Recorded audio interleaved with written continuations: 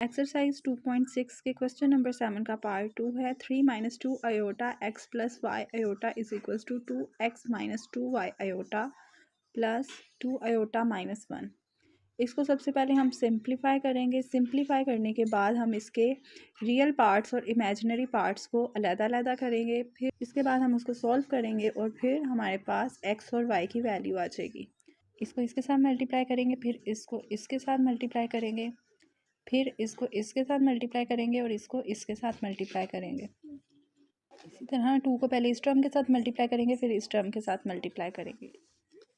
तो 3x के साथ सॉल्व होकर 3x आ जाएगा और 3y अयोटा के साथ सॉल्व होकर 3y अयोटा आ जाएगा। इसी तरह माइनस 2 अयोटा x के साथ सॉल्व होगा तो माइनस 2x अयोटा आ जाएगा और ये माइनस 2 अयोटा y अयोटा के साथ सॉल्व होकर माइनस 2y अयोटा, ये भी अयोटा है, ये भी अयोटा है, बेस सेम हो और मल्टीप्लाई हो रहा हो तो पावर्स ऐड हो जाती हैं तो ये अयोटा स्क्वायर हो जाएगा। इसी तरह से 2x और 2 टू ज़ा 4y अयोटा आ जाएगा और 2 अयोटा माइनस 1 वैसे का वैसे नीचे आ जाएगा। अब हमने इस अयोटा स्क्वायर को सॉल्व करना है। इस अयोटा स्क्वायर को जब हम सॉल्व करेंगे तो अयोटा की वैल्यू होती है अंडर द रूट माइनस 1। जब हमने इसका स्क्वायर लिया तो दोनों तरफ स्क्वायर लेंगे तो आंसर अयोटा स्क्वायर का जो है वो आएगा, स्क्वायर अंडर रूट से कट गया तो अयोटा स्क्वायर का आंसर -1 आ जाएगा। ये -1 को हम माइनस लिखेंगे तो वो माइनस माइनस से सॉल्व होके प्लस का 2y आ जाएगा। इसी तरह ये टर्म वैसे की वैसे नीचे आ जाएगी। अब हमने इसमें से रियल पार्ट्स और इमेजिनरी पार्ट्स अलग-अलग करने हैं। रियल पार्ट्स वो पार्ट्स होते हैं जिसमें अयोटा नहीं होता और इमेजिनरी पार्ट्स वो पार्ट्स होते हैं जिसमें अयोटा शामिल होता है।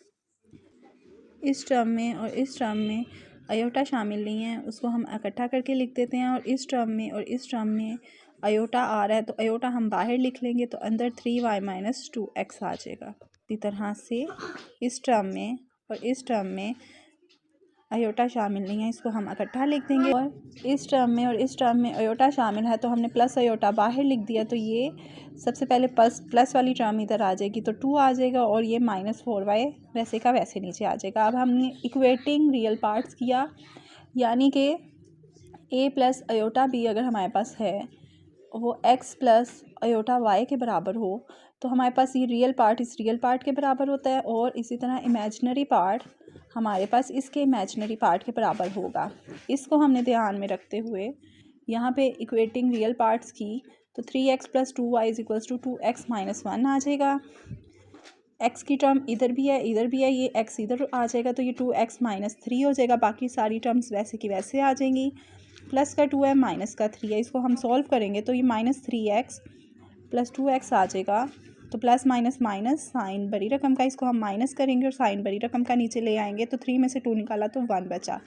तो 1 x के साथ नहीं लिखेंगे तो ये -x वैसे का वैसे आ जाएगा और -1 आ जाएगा।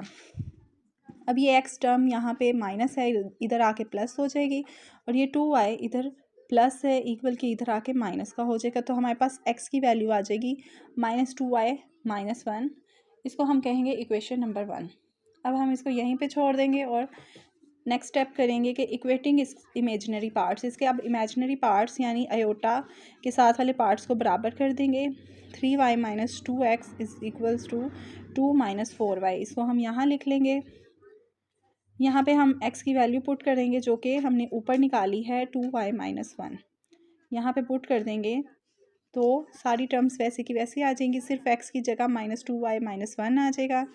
ये 2 बारी बारी अंदर सोल्व होगा, -2 से सोल्व होगा तो +4y आ जाएगा, यानी माइनस माइनस प्लस 2 2 ज़ा 4। इसी तरह माइनस माइनस प्लस 2 1 ज़ा 2। अब ये y और ये y सोल्व होगा, प्लस प्लस प्लस यानी प्लस होगा और साइन बड़ी रकम का आ जाएगा। 4 + 3 7 होता है। ये वाला y इधर माइनस है इधर आके प्लस हो जाएगा तो ये प्लस का 4y आ जाएगा। तो 7y + 4y हमारे पास इज इक्वल्स टू 11y हो जाएगा। और यहाँ पे जो 2 है जो नीचे आया हुआ है, यहाँ पे प्लस का 2 है इधर जाके माइनस का 2 हो जाएगा, 2 - 2 और ये दोनों आपस में कैंसिल आउट होके 0 आंसर दे देंगे। अब 11y के साथ मल्टीप्लाई आ रहा है इक्वल के इधर आके 0 के साथ डिवाइड होगा और 0 अगर किसी भी वैल्यू के साथ डिवाइड होगा चाहे वो जितनी मर्जी रकम बड़ी हो या छोटी हो उसका आंसर 0 ही आता है। तो इसी तरह हमारे पास y का आंसर आ जाता है 0। हमने एक्स और वाई की वैल्यू निकालनी थी। यहाँ पे हमारे पास वाई की वैल्यू आ गई, अब एक्स की वैल्यू रह गई है, तो वो एक्स की वैल्यू हमने इक्वेशन नंबर 1 में पुट की। तो from equation number 1 x is equals to, जहाँ वाई था वहाँ हमने 0 पुट कर दिया है। 2 ज़ीरोज़ आर 0। 0 जिस मर्ज़ी वैल्यू के साथ मल्टीप्लाई हो जाए उसका आंसर 0 ही होता है, चाहे वो जितनी मर्ज़ी छोटी हो या जितनी मर्ज़ी बड़ी वैल्यू हो। तो 0 में से 1 निकाला तो प्लस माइनस, माइनस का 1 है, इसमें से 0 को सॉल्व किया तो प्लस माइनस माइनस, साइन बड़ी रकम का, आंसर 1 आ जाएगा माइनस का। ये -1 है। तो सोल्यूशन सेट हमारे पास, सबसे पहले एक्स की वैल्यू लिखते हैं फिर वाई की वैल्यू लिखते हैं, तो हमारे पास सोल्यूशन सेट -1 और 0 आ जाता है।